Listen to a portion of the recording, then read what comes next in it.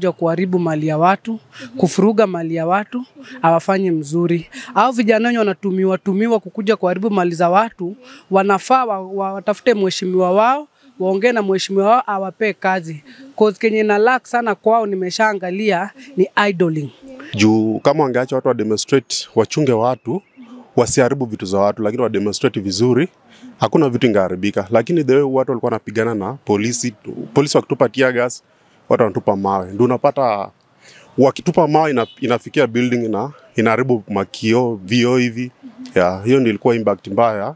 Hebu niambie kama mama yako ameweka duka ama ameweka beauty shop ama ameweka nini ya masimu, unafikia atasikia aje na ni mama yako unaenda kuibia? As a nation we could not afford to actually have those particular mandamanos.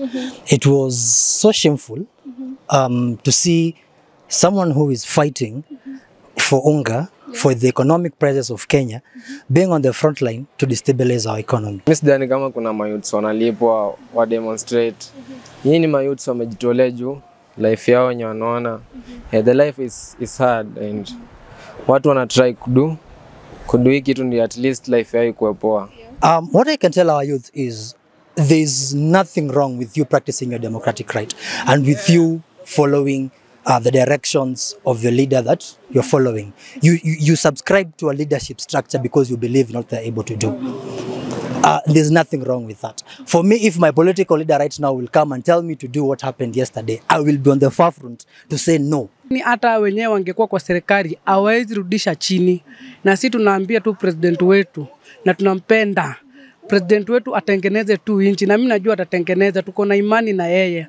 Wale wapishani asibishane nao, awaache tu hivyo, wa demonstrate wataona kwa matokeo yake, waone matokeo ya kazi yenye president wetu atafanya. Hello. Hi.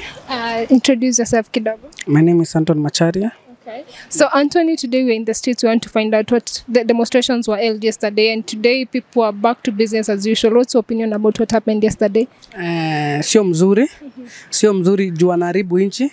Kama deputy president alisema 2 billion imepotea. So tunaangalia vitu kama hizo sio mzuri.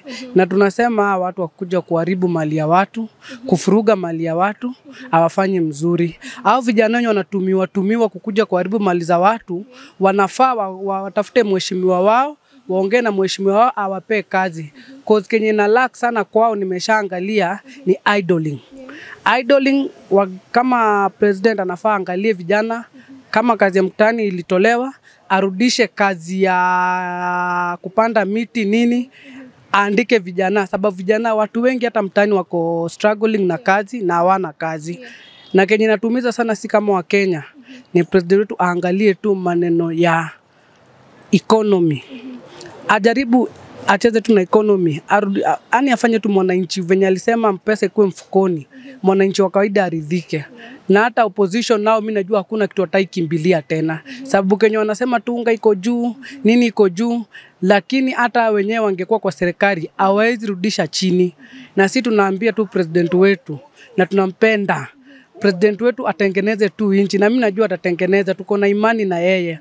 Wale wapishani asibishane nao, awaache tu hivyo, wa demonstrate wataona kwa matokeo yake, waone matokeo ya kazi yenye president wetu atafanya, na pia watampea salute. Ni hayo tu. Anthony, walisema they are fighting for the high cost of living ishuke. Wewe udhani kama if this high cost of living itashuka ni benefit kwetu sisi wote? Sijasema sio benefit, najua ni benefit. Lakini ukiangalia dunia nzima inasumbuka. Angalia US, bank ili corrupt. So tunaangalia tumeenda Sweden, bado bank karibu corrupt, banking ya nchi yao ikaongezea pesa. So tunaangalia vitu kama hizo, sio Kenya peke yake. Na economy hata Raila angekuwa hapa, angeweza kupigana na economy. Economy iko mali, ni revolution ya economy, hata tunaweza sema tu hivyo ndio imetokea. So wape Ruto chance, ni president wetu, wampe tu chance afanye kazi. Alisema mpaka tu mwezi wa 5. Mwezi wa 5 hiyo gas itakuwa imeshuka bwana. Vitu mingi zitakuwa zimebadilika, mahindi itakuwa imeshuka. So wampe tu time, waseme ati nini, hata wakikimbizana hivi kama jana 2 billion imepotea. Sasa tunajiuliza aje Monday 2 billion tena ipotee. Sasa unataka kusema tunaunda economy ama tunaharibu economy? Tunaharibu kweli. So niambia watu wanagoma waache kutumika. Watoto wengine wamepelekwa Yala. Wengine Kalonzo amewapeleka ama wote wale wakubwa wameshapatia watoto wao kazi. Sasa sisi hao watoto wa maskini anataka kututumia. Haiwezekani. Na huyu kijana napea advice vijana wa Kenya waache kutumika. Acheni kutumika bwana. Hiyo pesa mnachukua 500 100 nini ya kuja kuharibu vitu za watu sio mzuri. Hebu niambie kama mama yako ameweka duka ama ameweka beauty shop ama ameweka nini ya masimu, unafikia atasikia aje na ni mama yako unaenda kuibia?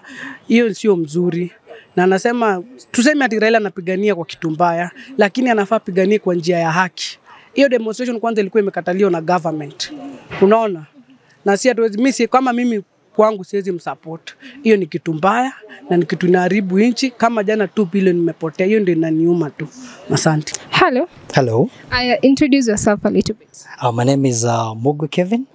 I'm the Secretary General for the East Africa Youth Parliament. Okay. Yes. So yesterday the demonstrations happened, and as a country we've had a great impact. We felt the impact that we can't ignore, and we want to take opinions from Kenyans generally. How did you feel about the demonstrations?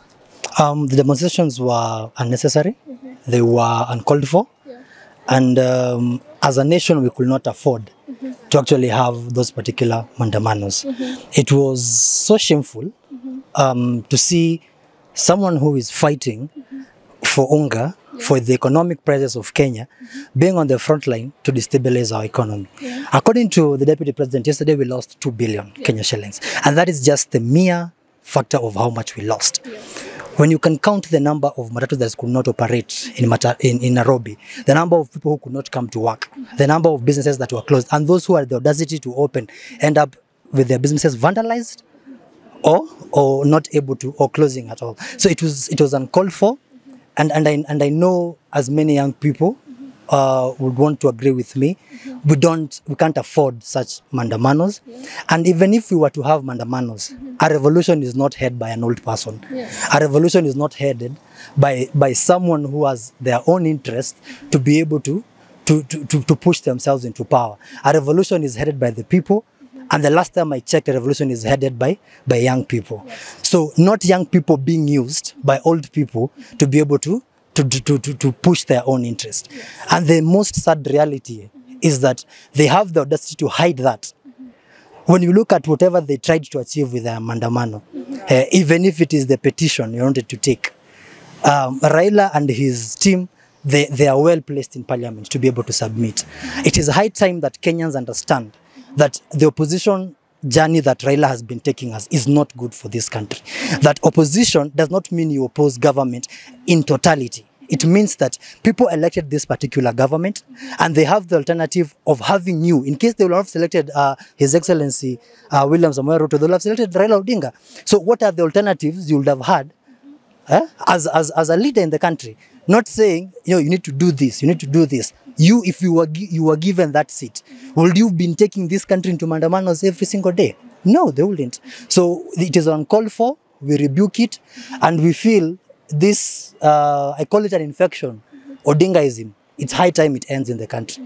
And I like the fact that out of the 47 counties, we only had very few that actually participated in the mandamanos, and a very few regions. And it is high time for those regions also that participated to look and search within themselves and ask ourselves, why us?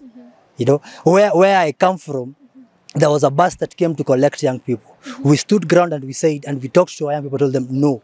They were given 2,000 to be part of that mandamano. What will 2,000 do? They refused because they were not willing to put their lives on the line on behalf of politicians. You find there are other young people who were given less than that 2,500.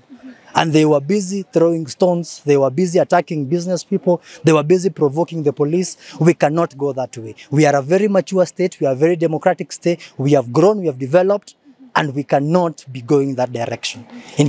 You as the youth secretary, the secretary affairs of the youth, maybe you can speak one word to the youth, because yesterday we lost a student at Maseno University. Maybe what can you tell our youths, maybe campus students also? What I can tell our youth is there's nothing wrong with you practicing your democratic right and with you following the directions of the leader that you're following. You subscribe to a leadership structure because you believe in what they're able to do. There's nothing wrong with that. For me, if my political leader right now will come and tell me to do what happened yesterday, I will be on the forefront to say no. And it is high time young people take that up. I encourage the young people, and especially young leaders, because it is us young leaders who will be used to mobilize. It is us young leaders who will be told, go and collect young people from Kibera, from where, bring them here, we will give them some money. It is high time we stand our ground, regardless of who we are following, regardless of what we subscribe in, regardless of this is the political journey that I've taken, that this is the person that I believe in, that I'm following. Let us not take that into account. Let us look at Kenya as a bigger nation. Raila Odinga will not be affected. I'm sorry to say this, but he's old. He'll soon be gone. It is my son and my daughter who will be affected. It is your son as a young person who will be affected if this nation it goes down into flames. I give this typical example. Right now we are saying we have climate change. We have seen the drastic natures of climate change. Yeah. Who caused this mess? It is the same old people who caused this mess. Now they're trying to tell us that they still fix. They cannot be able to fix. It is up to young people, the youth ourselves, to stand up and say that this is our country. It is about our kids' future and it's about our future. In the next 10 years to come, in the next 30 years to come, I want to see this country in this specific direction. Yes. Maybe the last question, the opposition leader mentioned that these demonstrations will be held every Monday. What would be the impact of this in Kenya? It will be very drastic. And it is uncalled for. I still insist it is uncalled for. We cannot be able to achieve that. We cannot be able to achieve anything. There are better ways of petitioning. We know there is hunger in the nation. When Barack Obama took leadership of the USA, he took a country that was in a shithole, so to say. Kenya was also in a shithole. Things will not happen within a flicker of a snap or just someone snapping and things work. Things take time. By the time Barack Obama left, he left a legacy.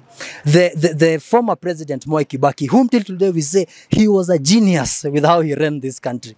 His first initiatives and his first whatever he implemented when he became president, everyone opposed. Everyone was like, no, this thing is not going to work. But by the time he left, till today, we are saying he's the best president we have ever had. So none of these things will happen instantly, or they take a minute. They take some time, and these mandamanos, they are not a solution to the nation.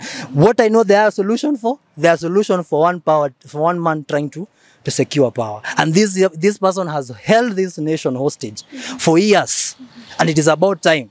If there's anything we have to resist, it is whatever he's preaching. Hello. Hello. Introduce yourself kindly. Okay. Naitwa Job Bugusu, ama unaweza nijulikana kama Ayub, nakaa Kariobangi. Okay. Kariobangi South. So, John, this is Angaza 254. We are talking about the demonstrations that really happened jana. What were the impact according to you? Impact ilikuwa mbaya. Unajua, kulingana na mimi, tena polisi the way walihandle hivi ndio walifanya hiyo impact ilikuwa mbaya. Juu kama wangeacha watu wa demonstrate, wachunge watu, wasiharibu vitu za watu, lakini wa demonstrate vizuri, hakuna vitu ingeharibika. Lakini the way watu walikuwa wanapigana na polisi wakitupa tear gas, watu wanatupa mawe. Ndio unapata wakitupa mawe inafikia building inaharibu makio, vioo hivi. Hiyo ndio ilikuwa impact mbaya demonstration. But wangeacha watu wa demonstrate vizuri, hakuna kitu mbaya ingetokea. Wangechunga tu watu ili ikuwe peaceful demonstration. So do you believe in peaceful demonstrations? I believe it. Juu hiyo ndo only that. Hiyo ndo tuseme lugha yenye serikali inaweza sikia. Hiyo ndo lugha peke yake. Juu ukiangalia vitu mingi serikali inasikia kama through demonstration. So do you feel like we as a country we should continue holding the demonstration, should be continue to be held? Siwezi unga mkono iendelee. Kama watu wangekaa chini waongee, wasikizane, waone kitu gani wanaweza fanya ili nchi iende mbele. Unajua kama demonstration inakuwa kila wiki, so unaona impact, watu waendi kazi, italeta hasara.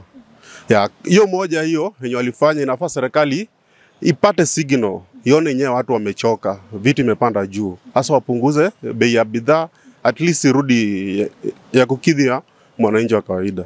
So the opposition leader also mentioned that the demonstration should be held every Monday. What's your opinion about that? Hiyo mimi naweza unga mkono, na kwa upande mwingine tena nikatae. Wangekaa chini kwanza waongee, Wakikata kusikizana, demonstration ikuwe kila Monday. Yeah. So what we cannot give, somebody was saying that we cannot give the government, we cannot give them a period of 6 months to implement or to make a change in the country. Do you feel like the opposition leaders are not giving the current government a chance to implement or to change the country? Unajua kulingana na promise walipatiana within 100 days. Hakuna kitu wame-implement 100 days yenye walipatiana, only hustler fund. Lakini ukiangalia government yenyewe wanajiongezea macheo nini vyeo, hii ma CAS hizi, unaona zinaongezeka from ilikuwa 23, wakaongeza ingine 27, ikakuwa 50 CS. Unaona hiyo ndio vitu inachangia kuongeza wananchi hasira. Walitupatia promise, inafaa watekeleze hizo promise kwanza. Yeah, hiyo within 100 days. Lakini hizi zingine wakiacha haina shida. Yeah. Thank you so much. Hello. Hello. Niko hapa na nani? Uko hapa na Ben. So Ben, jana kulikuwa na demonstrations in the CBD and tunataka opinion. Sisi kama wana youths, we want to take opinions from we as youths. What is your take on the demonstration that happened yesterday? So kitu ili happen jana was not seme si ati ilikuwa mbaya. Si kama youths bado tu watu wa push up ile ndio pressure wana hizi. One nini majukumu ya watu wenyewe. Sasa uchumi kiona iko high, cost of living imekuwa ngumu, job simona. Sasa tu bado tu watu wa push na maandamano iendelee. So do you feel they should continue? I feel my youths bado tu wa continue. And do you feel like sisi kama youth, we should put our lives on the line for the sake of a leader or for the sake of an opposition leader? Because according to claims, they are saying that youths are being paid to go and demonstrate. So, mimi sidhani kama kuna mayouths wanalipwa wa demonstrate. Hii ni mayouths wamejitolea juu life yao wenye wanaona. The life is hard and watu wana try kudu hii kitu ndio at least life yao ikuwe poa. Yeah.